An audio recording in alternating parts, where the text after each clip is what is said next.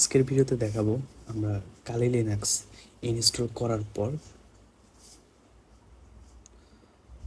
Update এবং upgrade করার সময় একটা প্রবলেম ফেস করি।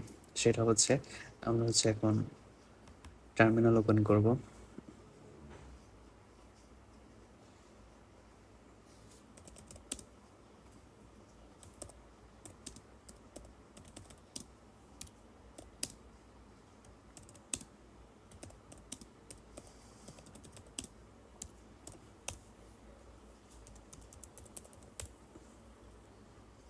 সেটা হচ্ছে এই প্রবলেম ইরর আসবে। তো আমরা এখন এই প্রবলেমটা সলভ করব। এর জন্য আমাদের যেতে হবে আমাদের একটা ফাইল এডিট করতে হবে, সেটা হচ্ছে সোর্সেস লিস্ট। তো আমরা এখন ওই ফাইলে যাব।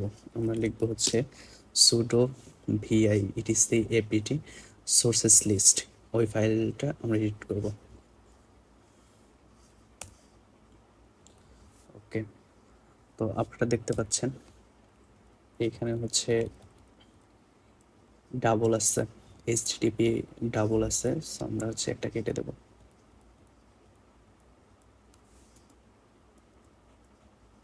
ওকে, আর এই জায়গা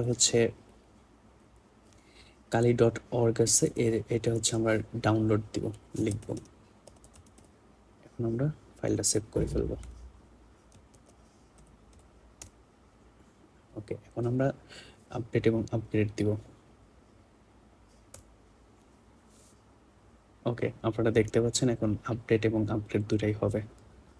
আজকের ভিডিও এ পর্যন্তই। যদি আমার ভিডিও ভালো লাগে অবশ্যই সাবস্ক্রাইব করে সাথে থাকবেন পরবর্তীতে আরও এরকম ভালো ভালো ভিডিও পাওয়ার জন্য।